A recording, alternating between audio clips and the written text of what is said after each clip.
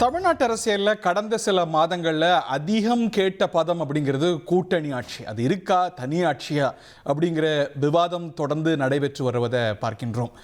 அமித்ஷா கூட்டணி ஆட்சி பாஜக இடம்பெறும் அப்படின்னு சொன்னாலும் கூட திரு எடப்பாடி பழனிசாமி அதிமுக தனி பெரும்பான்மையுடன் ஆட்சிக்கு வரும் அப்படின்னு உறுதியாக சொல்லியிருக்கிறார். கூட்டணி ஆட்சி இல்லை, தனி ஆட்சி தான், அதிமுகவின் தனி பெரும்பான்மையின் ஆட்சி தான் அப்படின்னு தொடர்ந்து அவர் சொல்லி வருகிறார்.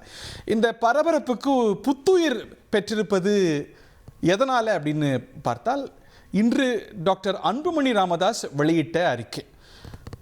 பல தலைவர்களுடைய வரிசையில் கூட்டணி அரசில் பாமக இடம்பெறும் அப்படின்னு அவரும் மீண்டும் சொல்லியிருக்கிறார். பாஜகவை சேர்ந்த தலைவர்கள்லாம் சொல்லி கேட்டிருக்கோம். திரு அமித்ஷா சொன்னார், அதற்கு முன்னாடி போன தேர்தலையே அண்ணாமலை சொன்னார், அன்புமணி போன தேர்தலையே சொன்னார். இந்த முறை பாட்டாளி மக்கள் கட்சியுடைய 37ஆம் ஆண்டு விழாவை ஒட்டி அவர் வெளியிட்டிருக்கக்கூடிய அறிக்கையில் அவர் இப்படி தெரிவித்திருக்க, பாட்டாளி மக்கள் கட்சி அதிமுக கூட்டணியில் இல்லை, வந்தாலும் வரலாம் அப்படின்னு அதுக்கான ரூமையும் ஸ்பேஸையும் விட்டுட்டு எதிர்கட்சி தலைவர் அதிமுக பொதுச் செயலாளர் சொல்றதை பார்க்கிறோம். கூட்டணி ஆட்சி என்பது கிடையாது, எங்க கூட்டணி வெற்றி பெறும், அதிமுக தனி பெரும்பான்மையோடு ஆட்சி அமைக்கும் அப்படின்னு அவர் தொடர்ந்து விளக்கம் அளித்து வருகிறார். அதிமுக தனி ஆட்சின்னு சொல்ல, தேசிய ஜனநாயக கூட்டணியில் இடம்பெற்றிருக்கக்கூடிய இதர கட்சிகள் இல்லை இடம்பெற வாய்ப்பு இருக்கக்கூடிய பாமக மாதிரியான கட்சிகள் கூட்டணி ஆட்சின்னு கோரிக்கை வைக்க இதுதான் பரபரப்பாக தொடர்ந்து கொண்டிருக்கிறது. நம்முடைய பத்திரிகையாளர் திரு கோட்டீஸ்வரன் இணைப்பில் இருக்கிறார். இதற்கு ஒரு புது பரபரப்பு. டாக்டர் அன்புமணி கூட்டணி ஆட்சி பாமக விரும்பும்னு சொல்ல, கூட்டணி ஆட்சி இல்லை அப்படின்னு மீண்டும் ஒரு முறை வலியுறுத்தி சொல்லியிருக்கிறார் எடப்பாடி பழனிசாமி. இந்த டெவலப்மெண்ட்ஸை எப்படி பார்க்க? நேயர்களுக்கு வணக்கம். ரொம்ப முக்கியமான ஒரு டெவலப்மெண்ட்டுங்க. ஆனா இது வந்து ரொம்ப பழைய கோரிக்கை. இது ரொம்ப பழைய கோரிக்கை. அதாவது திராவிட கட்சிகள் திமுக ஆகட்டும் அதிமுக ஆகட்டும் ரொம்ப தெளிவா இருக்கிறாங்க. மைனாரிட்டி கவர்மெண்டா இருக்குது, இல்ல ஆட்சிக்கு சட்டமன்ற உறுப்பினர்கள் கம்மியா இருந்த காலத்துல கூட கூட்டணி ஆட்சின்றது தமிழகத்துல இருந்தது கிடையாது. காங்கிரஸ் வந்து பெரிய பலுவாக இருந்த காலத்துல நிறைய சட்டமன்ற உறுப்பினர்கள் இருந்த போது கூட கூட்டணி இல்லை. இதுதான் வந்து தமிழகத்தோட வரலாறு. அப்ப ஏன் எல்லாருமே வந்து கூட்டணி ஆட்சின்னு பேசுறாங்கன்னா, வர சட்டமன்ற தேர்தலில் அதிக சீட்டு கேட்கறதுக்கு ஒரு வியாபாரத்தை வந்து ஓபன் பண்ணோம். அந்த ஒரு கோரிக்கை முதல்ல. ரெண்டாவது, கூட்டணி ஆட்சின்னு சொல்லும் போது என்ன ஆயிடும்னா, இந்த பெரிய பிரதான கட்சிகளுக்கு ஒரு அரசியல் ரீதியா ஒரு நெருக்கடி வரும். கூட்டணியில குழப்பம் வந்துருமா அப்படின்றது. அதை வந்து பெருசாக்குறதுக்கு தான் இந்த வேலையை பண்றாங்க. இதுதான் வந்து இந்த சிறிய கட்சிகள்னா அதிமுக கூடவும் திமுக கூட இருக்கிற கட்சிகள் எல்லாமே பொருந்தும். எல்லாருமே வந்து இந்த தேர்தல் நேரத்துல பாத்தீங்கன்னா, இந்த 4 வருஷம் முடிஞ்சு இந்த 5வது வருஷத்தப்ப கூட்டணி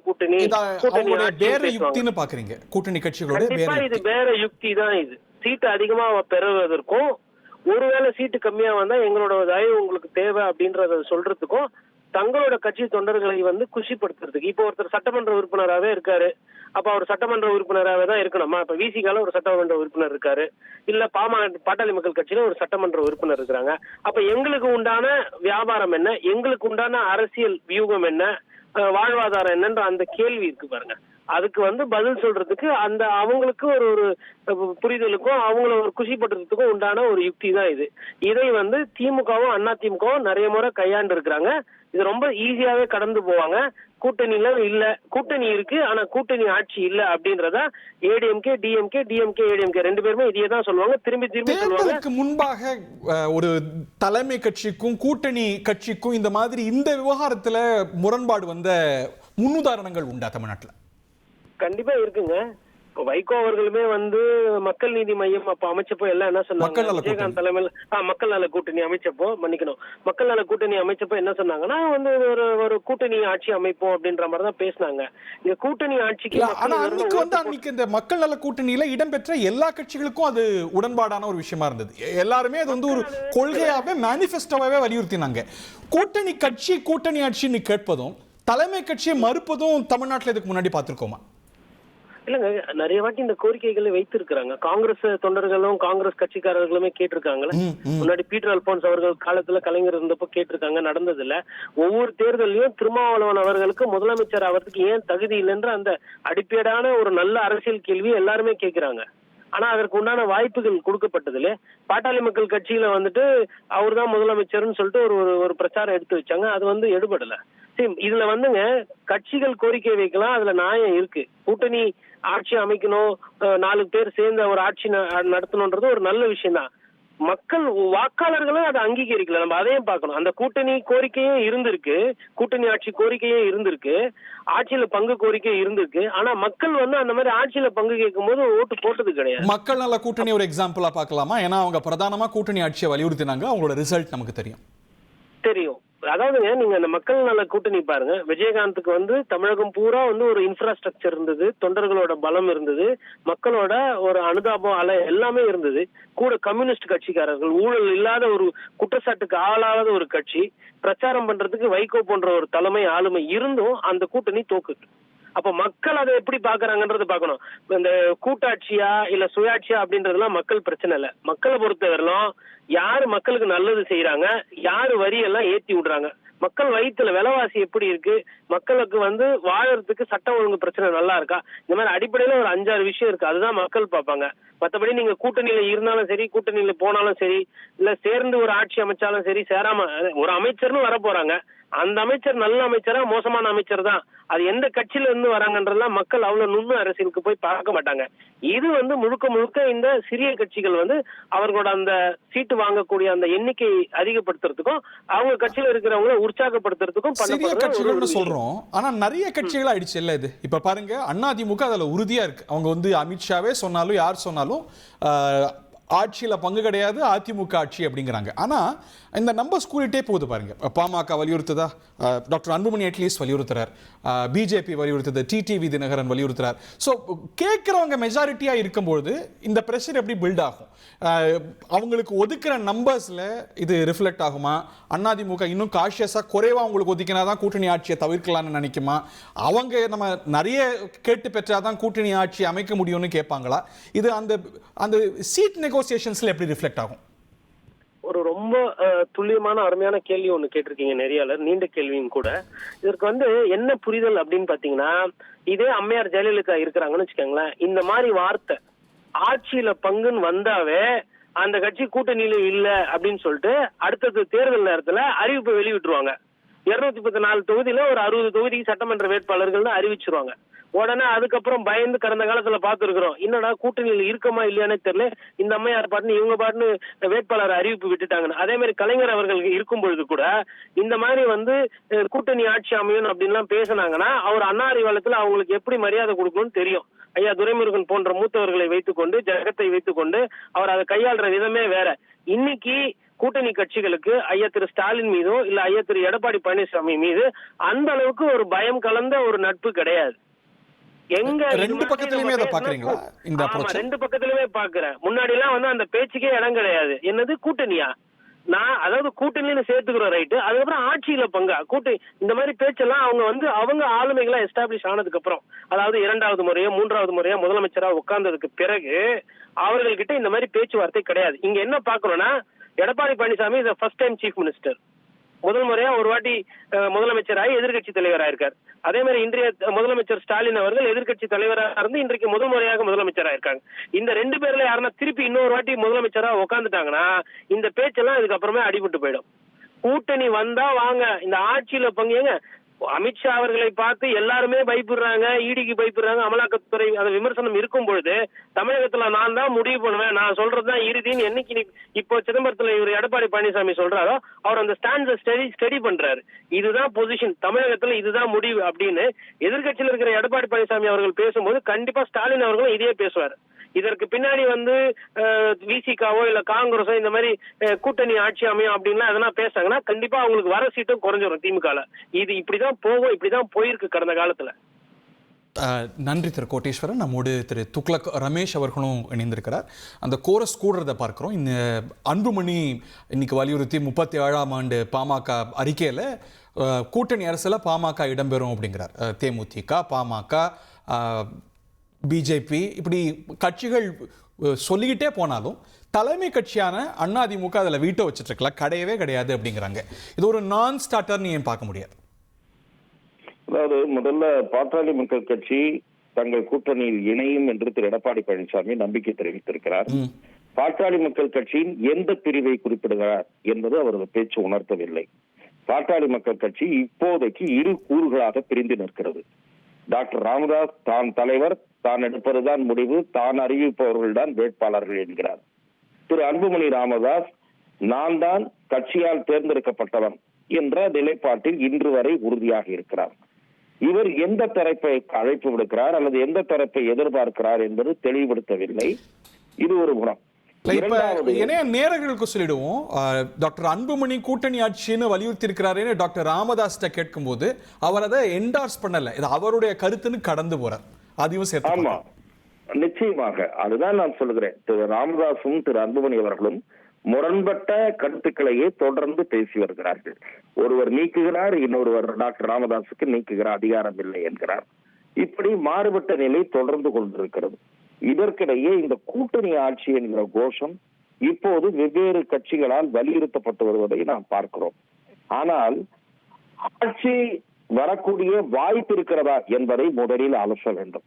அப்படி பார்க்கும்போது அதிமுகவுக்கு தனித்து ஆட்சி அமைக்கக்கூடிய அளவுக்கு இன்றைக்கு வலிமையான கூட்டணி உருவாகவில்லை என்பதுதான் யதார்த்த நிலை.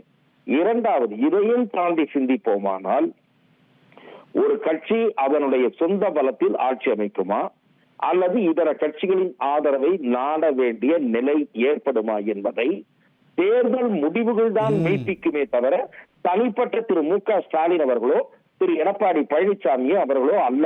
அவர்கள் கூறுவது அவர்களது நம்பிக்கை, அவ்வளவுதான். மக்கள் எங்களுக்கு பெரும்பான்மை அளிப்பார்கள் என்கிற நம்பிக்கை. மற்ற கட்சிகள் கேட்பது ஆசை, எதிர்பார்ப்பு. இந்த இரண்டுக்கும் இடையில் இருப்பது மக்களுடைய நிராசை அவங்களுக்கு கொடுத்துறாதா? இப்ப இன்னைக்கு பாமகவோ பாஜகவோ மற்ற கட்சிகளோ வலியுறுத்துவது அப்படிங்கிறது இந்த கூட்டணியில சலசலப்பு பாத்தீங்களா, முரண்பட்டு பேசுறாங்க அப்படின்னு அந்த முரண்பாடுகளை அதிகரிச்சு ஒரு கவுண்டர் ப்ரொடக்டிவா அந்த அணிக்கு அந்த அணியில இருக்கக்கூடிய எல்லா கட்சிகளுக்கும் ஆயிடாது. இல்ல, நிச்சயமாக நீங்கள் சொல்லுவது வாய்ப்பு இருக்கிறது. தேர்தல் இறுதி வரை இப்படி பேசுவது என்பது அதிக சீட்டுகளுக்கான எதிர்பார்ப்பை பொறுத்துதான். இதை தாண்டி என்னுடைய பார்வை என்பது திரு விஜய் தலைமையிலான தமிழக வெற்றி கழகம் என்பது இன்றைக்கு ஒரு மூன்றாவது சக்தியாக வளர்ந்து நிற்கிறது. அவர்கள் ஃபோர்ஸ் ரெக்கன் வித் என்று கருதக்கூடிய அளவுக்கு பல கருத்து கணிப்புகள் தொடர்ந்து வெளிவந்த வண்ணம் இருக்கின்றன. ஆகவே இரண்டு கட்சிகளுக்கும் பலத்த சேதாரம் வெவ்வேறு தொகுதிகளில் ஏற்படும் என்று களத்திற்கு சென்ற சில நண்பர்கள் என்னிடத்திலே ஊடகவியலாளர்கள் தெரிவிக்கிறார்கள். ஆகவே தமிழக அரசியல் கூட்டணி ஆட்சியை நோக்கி நிர்பந்தத்தின் காரணமாக நகரக்கூடிய வாய்ப்பு இருக்கிறது. திரு கோட்டீஸ்வரன் அவர்கள் தெரிவித்த கருத்திலிருந்து நான் முற்றிலும் மாறுபடுகிறேன். திமுகவும் அதிமுகவும் விரும்பாமல் இருக்கலாம். மக்கள் அந்த முடிவை நோக்கி அரசியலை நகர்த்தினால் இந்த கட்சிகள் அதற்கு கட்டுப்பட வேண்டிய சூழல் உருவாகலாம். நீங்க சொன்ன தேர்தல் முடிவுகள் தான் இந்த கட்சிகளுடைய எண்ணங்களோ கொள்கைகளோ அபிலாஷைகளோ அல்ல. தேர்தல் முடிவு எப்படி அமையுதோ அதுதான் தனியாட்சியா கூட்டணி ஆட்சியா அப்படிங்கறத தீர்மானிக்கும். ஆனால் 2026 அப்படி ஒரு முடிவை நோக்கி நகர்த்தக்கூடிய வாய்ப்பு இருப்பதாக நான் பார்க்கிறேன். அதற்கு முன்னாடி ஒரு கட்டம் இருக்குல்ல, இப்போ கூட்டணி கட்சிகளுக்கு நிறைய சீட்டு கொடுத்தான்னா, இப்ப பாஜக 15 சீட்டு பெற்றது அப்படின்னா அதால கூட்டணி ஆட்சிங்கிற கோஷத்தை வலியுறுத்த முடியாது. அதுவே 40 சீட்டு வாங்கிட்டுனா அந்த நிலை வரலாம், அதுக்கான தேவை வரலாம். சோ எப்படி சீட்டு ஒதுக்கப்படுது அப்படிங்கறதையும் நம்ம பார்க்கணும் இல்லையா? நிச்சயமாக இன்றைய தேதியில் அதிமுக அதிக கட்சிகள் தங்கள் பக்கம் இல்லாத நிலையில் பாரதிய ஜனதா கூடுதலான தொகுதிகளைத்தான் எதிர்பார்க்கும் என்பதை நாம் கணிப்பதற்கு பெரிய அரசியல் விஞ்ஞான அறிவெல்லாம் தேவையில்லை. பக்கத்துல ஆளே இல்லை என்பது போன முறை 20 என்பது இந்த முறை 30, 35 என்று கேட்கலாம் என்று இயல்பாகவே அந்த கட்சிக்கு தோன்றும். அதே போல அதிமுகவும் 190 இடத்தில் போட்டியிட்டு என்ன செய்ய போகிறது? ஆகவே அவர்களும் விட்டுக் கொடுக்கலாம் என்கிற நிலை வரலாம். கூடுதலாக கட்சிகள் சேரும் போதுதான் குறைக்கின்ற நிர்பந்தம் தோன்றும். இப்போது திராவிட முன்னேற்ற கழகத்திற்கு ஏற்கனவே இருக்கிற கட்சிகளுக்கு சில கட்சிகள் கூடுதலாக கேட்கின்றன. மார்க்சிஸ்ட் கம்யூனிஸ்ட் கட்சி, விடுதலை சிறுத்தைகள் கட்சி வெளிப்படையாக கேட்டிருக்கிறது. காங்கிரஸ் கட்சியினுடைய உட்கட்சி கூட்டத்திலே பேசப்பட்டிருக்கிறது. செல்வ பெருந்தகை அதிகாரபூர்வமாக அதிக இடங்கள் வேண்டும் என்று கேட்கவில்லை. ஏனென்றால் அவர் திமுகவினுடைய அவருடைய அங்கம் போல் இருக்கிறார். ஆனால் சட்டமன்ற காங்கிரஸ் கட்சியினுடைய பொறுப்பில் இருக்கக்கூடிய திரு ராஜேஷ்குமார் 60 தொகுதிகள் கேட்க வேண்டும் என்று உள்ளரங்கிலே பேசியிருக்கிறார். அது பல்வேறு பத்திரிகைகளிலே பதிவாகி வீட்டுக்கு வீடு வாசல் கிடைக்காது. ரைட், நேரம் கருதி நான் உங்களுடைய கருத்துக்களை ரைட், நன்றி. நம்முடைய திரு வைகை செல்வன் அவர்களும் இணைந்திருக்கிறார், முன்னாள் அமைச்சர். உங்க கூட்டணியில நீங்க தான் மைனாரிட்டி போல் இருக்கே, கூட்டணி ஆட்சி வேண்டாம் அப்படின்னு சொல்றதுல மற்ற எல்லாருமே ஆலைஸ், ப்ராஸ்பெக்டிவ் ஆலைஸ் எல்லாருமே கூட்டணி ஆட்சிங்கிறாங்களே. நாங்க மெஜாரிட்டி என்பதனால் அந்த கருத்தை நாங்கள் முன்வைக்கிறோம். அதுதான் முக்கியம். அதாவது தமிழக அரசியல் வரலாற்றில் ஆட்சி அதிகாரத்தை பிடித்த கட்சிகள் கூட்டணி வைத்து ஆட்சி அதிகாரத்தை பிடித்திருக்கிறது. ஆனால் கூட்டணி அரசில் இடம் பெற்றிருக்கிறதா? இல்லவே இல்லை. இதுவரை நடந்த வரலாறு இல்லை. ஆக ஒரே ஒரு தீர்ப்பைத்தான் மக்கள், சென்னையிலிருந்து கன்னியாகுமரி வரைக்குமான மக்கள் ஒரே தீர்ப்பைத்தான் எழுதுகிறார்கள், ஒரே கருத்தைத்தான் முன்வைக்கிறார்கள். அதனுடைய அடிப்படையில் தான் மெஜாரிட்டியான ஒரு அரசாங்கம் அமைகிறது. இதுவரை கடந்த காலத்திலிருந்து தொடங்கி அப்படிப்பட்ட நிலைதான். ஆனால் ஏற்கனவே திராவிட முன்னேற்ற கழகம் ஆட்சி அமைந்த போது அது மைனாரிட்டி சர்க்காராக இருந்த நிலையில் அப்போது வேண்டுமென்றால் காங்கிரஸையும் இணைத்து கொண்டு ஆட்சி அமைத்திருக்கலாம். ஆனால் மைனாரிட்டியாக இருந்தாலும் தனித்த ஆட்சியைத்தான் நடத்துவேன் என்று பிடிவாதமாக இருந்தார் மறைந்த திரு கருணாநிதி அவர்கள். அப்படியான ஆட்சி தான் திராவிட முன்னேற்ற கழகத்தின் ஆட்சி இருந்தது. ஆனால் மக்களால் தேர்ந்தெடுக்கப்படுகிற, இதுவரை மக்களால் தேர்ந்தெடுக்கப்பட்ட அரசுகள் ஒருமித்த ஆதரவோடு மெஜாரிட்டி பலத்தோடு ஆட்சி அமைத்திருக்கிறது. அதே நிலையைத்தான். அப்படி ஒரு ஒருமித்த கருத்தை அட்லீஸ்ட் ஏன் உங்க கூட்டணியில உங்களால உருவாக்க முடியல? இது என்ன ஒரு சிக்னலை மக்களுக்கு கொடுக்கும்? இவங்க வந்து முரண்பட்டு இருக்காங்க கொடுக்கும். நீங்க வந்து தனி ஆட்சின்னு சொல்ல, அவங்க கூட்டணி ஆட்சின்னு சொல்ல, அதை ரிப்பீட் பண்ணிட்டே போக இது ஒரு குழப்பத்தை உங்க கூட்டணிக்கு கொண்டு வந்தது இல்லையா? அது நிச்சயமா குழப்பம் தான் ஏற்படும். அதாவது ஒவ்வொருத்தரும் அவங்கவுங்க கட்சியினுடைய நிலையை சொல்றாங்க. ஆனால் அந்த கட்சியினுடைய தலைவர் யார், இந்த கூட்டணிக்கு தலைவர் யார்? தமிழ்நாட்டை பொறுத்த மாத்திரத்துல அண்ணா திராவிட முன்னேற்ற கழகம் தான். அவருடைய பொதுச் செயலாளர் திரு எடப்பாடி கே. அப்ப அவரோட வேர்டு லாஸ்ட் வேர்டுன்னு எல்லாரும் ஏத்துக்கணும்ல, அவர் சொல்லிட்டாருன்னு ஏத்துக்கணும்ல. அதுக்கப்புறமும் திருப்பியும் சொல்லிட்டே இருந்தாங்கன்னா அது வந்து கூட்டணிக்கு பலம் சேர்க்குதா இல்ல பலவீனப்படுத்துதா? இல்ல, கொஞ்சம் கொஞ்சம் போக போக, இன்னும் தேர்தலுக்கு காலம் இருக்கிறது. அவங்கவுங்க அவங்களுடைய கருத்தை முன்வைக்கிறார்கள். எந்த கருத்து வலுவிழந்து போகிறது, எந்த கருத்து வலுவான கருத்தாக மாறுகிறது என்பதை வைத்துத்தான் கூட்டணியுடைய இறுதி வடிவம் பெறும். ஆகவே இந்த கூட்டணி என்று ஆட்சி என்று வருகிற போது மக்கள் ஏற்கவில்லை என்று சொன்னால் நிச்சயமாக கூட்டணி அரசு வேண்டும் என்று சொல்கிறவருடைய கருத்து வலுவிழந்து போய்விடும். நான் அப்படி டெவில்ஸ் அட்வொகேட் ப்ளே பண்றேன். நிறைய கட்சிகள் இருந்தா நிறைய தரப்புடைய அபிலாஷைகள் உள்ள வரும்ல அரசுல. அது ஒரு நல்ல விஷயம் தானே. இன்னைக்கு தேசிய ஜனநாயக கூட்டணி ஆட்சி தான் டெல்லியில நடக்குது. ஒரு வலுவான பிரதமர் இருந்தாலும், அவங்களுக்கு நம்பர்ஸ் பெட்டரா இருந்தாலும் கூட அது நடந்திருக்கு. அதுல இன்னும் நிறைய கான்ஸ்டிடுவன்சிஸோட, இன்னும் டெமோகிராபிக்ஸோட ரெப்ரசன்டேஷன் வரும்ல. அது ஏன் திராவிட கட்சிகள் தொடர்ந்து இவ்வளவு தீவிரமா எதிர்க்கணும்? ஒரு முகமாக இருக்காது. அதாவது ஒரே முகம், 5 கைகள் 6 கால்கள், இப்படி பல்வேறு உறுப்புகளால் இறைந்தால் அது கோரமாக மாறிவிடும். ஆக ஒவ்வொரு கட்சிக்கென்று ஒரு கொள்கை இருக்கிறது, ஒரு கோட்பாடு இருக்கிறது, சில லட்சியங்களை முன்வைக்கிறார்கள், சில தேர்தல் அறிக்கைகளின் வாயிலாக மக்களை சந்திக்கிறார்கள். அப்படிப்பட்ட நிலைப்பாட்டில் இருக்கிற ஒவ்வொரு கட்சிகளும் தங்களுடைய கட்சியினுடைய கருத்துக்களை ஆட்சியிலே முன்வைக்கிற போது அந்த ஆட்சி பலவீனப்பட்டு போய்விடும். முழுமையாக ஒரு காரியத்தை செய்துவிட முடியாது, முழுமையான ஒரு கொள்கை பிரகடனத்தை வென்றிட முடியாது. ஆக ஒரு கட்சி தான் தன்னுடைய கொள்கை இதுதான் எங்களுடைய தேர்தல் அறிக்கை, இந்த தேர்தல் அறிக்கை ஏற்றுக்கொண்டு எங்களுக்கு வாக்களியுங்கள், தேர்தலில் இந்த வாக்குறுதிகளை நாங்கள் நிறைவேற்றுவோம், எங்கள் அரசு ஏற்கனவே 7 முறை இருந்தது, மீண்டும் இதே ஆட்சியை நாங்கள் தொடர்வோம் என்கிற ஒத்த கோரிக்கையை முன்வைத்து ஒரு கட்சி, அதாவது அண்ணா திராவிட முன்னேற்ற கழகம் தேர்தலில் வாக்கு சேகரிக்கிறது என்று சொன்னால் அது வெற்றி பெற்ற பிறகு அதைத்தான் செயல்படுத்த வேண்டும். அதை விடுத்து மற்ற ஏனைய கூட்டணி கட்சிகள் எல்லாம் அரசியலை பங்கேற்றுக் கொண்டால், ஒவ்வொருவரும் ஒவ்வொருடைய கொள்கையை திணித்தால் அது பலவீனப்பட்டு போய்விடும் என்பதால் எங்களுடைய கருத்து. தேர்தலுக்கு முன்பாக இதுல ஒரு ஒருமித்த கருத்தை உங்க அலையன்ஸ்ல கொண்டு வந்துட முடியும், கூட்டணி ஆட்சி வேணும் வானான்னு ஏதாவது ஒரு முடிவுக்கு எல்லாரையும் ஏக கருத்துல கொண்டு வந்துட முடியுங்கிற நம்பிக்கை இருக்கா? நிச்சயமாக, வேற வழி இல்லை. ஏன்னா பொது எதிரியை வீழ்த்துவதற்கு கூட்டணி அமைக்கிறார்கள். வெவ்வேறு கொள்கைகள் இருக்கிறது, வெவ்வேறு காரணங்கள் இருக்கிறது, வெவ்வேறு தளத்திலே எல்லாரும் இயங்குகிறார்கள். தேர்தல் கூட்டணி வரைக்கும் பல்வேறு கட்சிகள் எல்லாம் எதிர்புதிர்மான கருத்துக்களை முன்வைக்கிறார்கள். ஆனால் தேர்தல் என்று வந்துவிட்டால் பொது எதிரியை வீழ்த்துவதற்கு, அந்த பொது எதிரியை வீழ்த்துவதற்காக ஒன்றாக இணைகிறாங்க. அது தேர்தலுக்கான கூட்டணி, ஆட்சி அதிகாரத்திற்கான கூட்டணி இல்லை என்பதை எப்போது அவர்கள் உணர்ந்து கொள்கிறாரோ அப்போது கூட்டணி ஆட்சியா இல்லையா அப்படிங்கிறது யதார்த்தம் தேர்தல் முடிவுகள் தான் உணர்த்தும். கிட்டத்தட்ட அதுல மக்களுக்கு அதுல ரொம்ப பெரிய பங்கு இருக்கு. அவங்க வந்து மெஜாரிட்டி கொடுக்குறாங்களா, பிரிச்சு கொடுக்குறாங்களா அப்படின்னு. ஆனா இவங்க கூட்டணி ஆட்சின்னு தொடர்ந்து கூட்டணி கட்சிகள்லாம் வலியுறுத்தும் போது எங்களுக்கு நிறைய சீட்டு வேணும் அப்படிங்கிற ஒரு சொல்லப்படாத ஒரு செய்தி இருக்குல்ல. அது நிச்சயமாக அப்படி கூட இருக்கலாம். ஏனென்று சொன்னால், அதாவது கூட்டணி ஆட்சி என்று சொல்லுகிற போது எங்களுக்கு இதை செய்யுங்க, இல்லைன்னா இதை செய்யுங்க அப்படிங்கிறது. ஆனால் ஒவ்வொரு கட்சிக்கும் என்று ஒரு சதவீத வாக்குகள் இருக்கிறது. இத்தனை சதவீத வாக்குகளை இந்தந்த கட்சிகள் பெற்றிருக்கின்றன. இது தொடர்ந்து அதை தக்க வைத்துக் கொண்டிருக்கின்றன, இல்ல கடந்த தேர்தலில் அதை அந்த வாக்கு சதவீதம் குறைந்திருக்கிறதா என்கிற அடிப்படையில் வைத்துத்தான் ஒவ்வொரு கட்சிகளுக்கும் ஒவ்வொரு இடங்கள் ஒதுக்கப்படுகிறது. ஆக கூட்டணி ஆட்சி வேண்டும் என்பதற்காக நிறைய தொகுதிகளை ஒதுக்குவதில்லை. அவர்கள் பெற்றிருக்கிற வாக்கு சதவீதத்தின் அடிப்படையிலும் தற்போது அந்த கட்சி மக்களிடத்தில் எந்த நம்பிக்கையை பெற்றிருக்கிறதுங்கிற அடிப்படையில் மாத்திரம்தான் தேர்தலுக்கான இடங்கள் ஒதுக்கப்படுகிறது.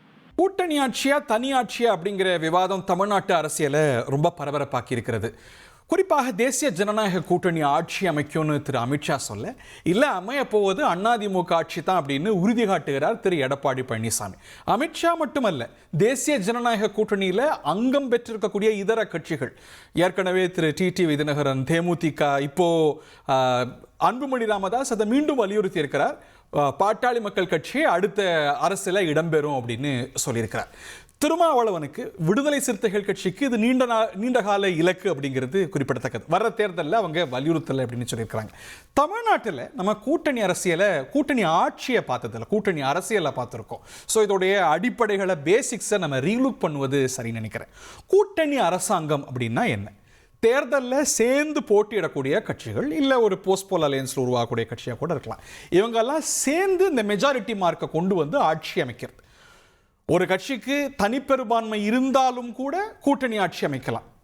கடந்த 2014-19 என்டிஏ ஆட்சிகள் அதற்கு சான்று.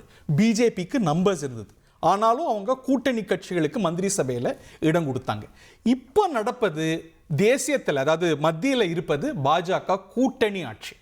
பாஜக அதுக்கு தலைமை வகித்தாலும் அதில் அங்கமாக டிடிபி மற்றும் நிதிஷ்குமாரோடைய கட்சிகள்லாம் மந்திரி சபையில் இடம்பெற்றிருக்கிறாங்க அப்படிங்கிறத பார்க்குறோம். யூபிஏ ஆட்சியில் கூட அதுதான் நடந்தது. திராவிட முன்னேற்ற கழகம், பாமகலாம் அதில் இடம்பெற்றிருந்ததை பார்த்தோம் முந்தைய காங்கிரஸ் ஆட்சியில். தமிழ்நாட்டில் இருப்பது, தொடர்ந்து வந்திருப்பது தனி ஆட்சி தான். திராவிட முன்னேற்ற கழக அரசு தமிழ்நாட்டில் நடக்குது, திமுக அரசு. மற்றவங்கெல்லாம் கூட்டணி கட்சிகள் இருந்தாலும் கூட்டணி கட்சிகள் அரசுடைய அங்கமாக இல்லை அப்படிங்கிறது குறிப்பிடத்தக்கது. கூட்டணி அரசு என்றால் என்ன அப்படிங்கிறத பார்க்கலாம். திமுக, அதிமுக மத்தியில் கூட்டணியில் இடம்பெற்றாலும் மாநில அளவில் அவங்க கூட்டணி ஆட்சி அப்படிங்கிற ஒரு கோட்பாட்டை ஏற்றுக்கிட்டதில்லை, அதுக்கான ஒரு சூழல் அமைஞ்சிடலை அப்படிங்கிறத பார்க்கின்றோம். இந்த ரெண்டு திராவிட கட்சிகளுமே அவங்களுடைய கோட்பாடு மத்தியில் கூட்டாட்சி, மாநிலத்தில் சுயாட்சி அப்படிங்கிற ஒரு கோஷத்துடைய நீட்சியாக அவங்க மத்திய அளவில் ஒரு கூட்டணி அரசை ஏற்றிருக்கிறாங்க, அங்கம் பெற்றிருக்கிறாங்க. ஆனால் மாநில அளவில் அதற்கான ஒரு பிரகடனத்தையோ ஏற்பையோ ரெண்டு திராவிட கட்சிகளும் தொடர்ந்து இந்த நிமிடம் வரைக்கும் செஞ்சதில்லை அப்படிங்கிறது குறிப்பிடத்தக்கது. 2006 ஒரு யூனிக் சிச்சுவேஷன் உருவாச்சு, இதுக்கான ஒரு சூழல் உருவாச்சு. 2006 தேர்தலுக்கு பிறகு திராவிட முன்னேற்ற கழகத்தால் அந்த மெஜாரிட்டி மார்க், அந்த 118 நம்பரை அதனால் தனியாக தொட முடியல. ஆனால் ஒரு பெரிய கூட்டணி இருந்தது, அந்த கூட்டணிக்கு சேர்ந்தா அந்த நம்பர் வந்துடுது. ஸோ இயல்பாக கூட்டணி ஆட்சி அமையறதுக்கான ஒரு சூழல் ஏற்பட்டது 2006. ஆனால் திரு கருணாநிதி அவர்களுடைய ராஜதந்திரம், அவருக்கு இருந்த குட் ஆஃபீஸர்ஸ், காங்கிரஸ் கட்சி தலைமையோடு அவருக்கு இருந்த நல்லுறவு, பாட்டாளி மக்கள் கட்சி அப்போது செஞ்ச ஒத்துழைப்பு, இதனால் அவங்களுக்கு மெஜாரிட்டி நம்பர் இல்லை என்றாலும் வெளியிலிருந்து இந்த கட்சிகளெல்லாம் ஆதரித்து ஒரு கூட்டணி ஆட்சி, அதுக்கான ஒரு பிராக்டிக்கல் சூழல் தேவை இருந்தும் கூட அது திரு கருணாநிதி அவர்களுடைய ராஜதந்திரத்தாலும் அந்த கட்சிகளுக்கு இடையே அந்த நல்லிணக்கத்தாலும் அது தவிர்க்கப்பட்டது அப்படிங்கிறத பார்க்கின்றோம். அன்னைக்கு அந்த நம்பர்ஸ் கூட நம்ம பார்க்கலாம். 163 இடங்களில் திமுக கூட்டணி வெற்றி பெற்றது. ஸோ கூட்டணிக்கு நம்பர்ஸ் இருக்குது. ஆனால் இண்டிவிஜுவல் பிரேக்கப் பாருங்களேன். திராவிட முன்னேற்ற கழகம் 96 சீட்டுகள், காங்கிரஸ் 34, பாமக 18. ஸோ மற்ற கட்சிகளுடைய எண்ணிக்கையும் அவங்களுடைய ஆதரவும் பெறும்பொழுது தான் ஒரு பெரும்பான்மை அப்படிங்கிறது தக்க வைக்க முடியும். இந்த கட்சிகளெல்லாம் வெளியிலேருந்து ஆதரவு கொடுத்ததுனால திராவிட முன்னேற்ற கழகம் கூட்டணி அரசு இல்லாமல் திமுகவுடைய அரசாகவே அந்த 2006-11 அரசாங்கம் தொடர்ந்தது அப்படிங்கிறத நாம் பார்க்கின்றோம். காங்கிரஸ் வெளியிலிருந்து ஆதரித்தது. சோனியா காந்தி அதற்கு சம்மதித்தார். அவங்க மத்தியில் அரசில் இருந்தாலும் கூட தமிழ்நாட்டில் திமுகவுக்கு அவங்க ஆதரவு கொடுத்தாங்க அப்படிங்கிறத பார்க்கின்றோம். கூட்டணி அரசு சாத்தியமா அப்படிங்கிற கேள்வி நம்ம பார்க்குறோம். பெரிய கட்சிகளுக்கு பெரும்பான்மை கிடைச்சிச்சுன்னா அதுக்கான சூழல் இயல்பாகவே தவிர்க்கப்பட்டுரும். அவங்களுக்கு நம்பர்ஸ் இருக்கும். அதனால அவங்க கோயலிஷன் பார்ட்னர்ஸுக்கு அவங்களுக்கு அது ஒரு கொள்கையாக இருந்தால் ஒழிய கொடுக்க மாட்டாங்க அப்படிங்கிறத பார்க்கின்றோம். வாஜ்பாய் காலத்திலேருந்து நம்பர் இருக்கோ நம்பர் இல்லையோ பிஜேபி வந்து கூட்டணி அரசை கொடுத்துருக்கு, நடத்திருக்கு. அதே போல் காங்கிரஸும் அதை செஞ்சிருக்கிறத பார்க்கின்றோம். நம்பர்ஸ், தேர்தல் முடிவுகள் தான் தீர்மானிக்கும் கூட்டணி ஆட்சியா தனியாட்சியா அப்படின்னு. ஆனால் அந்த கட்சிகள் வலியுறுத்த அவங்களுக்கு நிற்கிறதுக்கு கிடைக்கக்கூடிய சீட்டுகளை அதிகரிக்க இந்த மாதிரியான கோஷங்கள் பயன்பெறலாம். இல்லை அது ஒரு குழப்பத்தை கூட ஏற்படுத்தலாம். எப்படி பார்த்தாலும் கூட்டணி ஆட்சி அப்படிங்கிற ஒரு விவகாரம் அது சாத்தியமா இல்லையா அப்படிங்கிற ஒரு விவாதம் முந்தைய தேர்தல்களை காட்டிலும் இந்த தேர்தலில் ரொம்ப பிரதானமாக இடம்பெற்றிருக்கிறத பார்க்கின்றோம். கூட்டணி ஆட்சி அப்படிங்கிறதையே பிரகடனப்படுத்தி தேர்தலை சந்தித்த தேர்தல்களும் உண்டு. உதாரணத்துக்கு 2016 தேர்தலில் மக்கள் நல கூட்டணி, இந்த கூட்டணியுடைய நோக்கமே கூட்டணி ஆட்சி அமைக்கிறது தான். கூட்டணி ஆட்சி தான் இந்த கூட்டணியுடைய பிரதானமான இலக்கு, நோக்கம், எங்களுடைய பாலிசி அப்படிங்கிற ஒரு நிலைப்பாடு எடுத்தாங்க. பட் அதுக்கான ஒரு சூழல் அமையல, அந்த கூட்டணி தோல்வியை தழுவியது அப்படிங்கிறத பார்த்தோம். 2026 தேர்தலில் தமிழ்நாட்டில் இது வரைக்கும் அமையாத ஒரு கூட்டணி அரசு அமையுமா, இல்லை அதிமுகவும் திமுகவும் தொடர்ந்து வலியுறுத்துவது போல தனியாட்சி தான் அப்படிங்கிற ஒரு நிலை தொடருமா, பொறுத்திருந்து தான் பார்க்கணும்.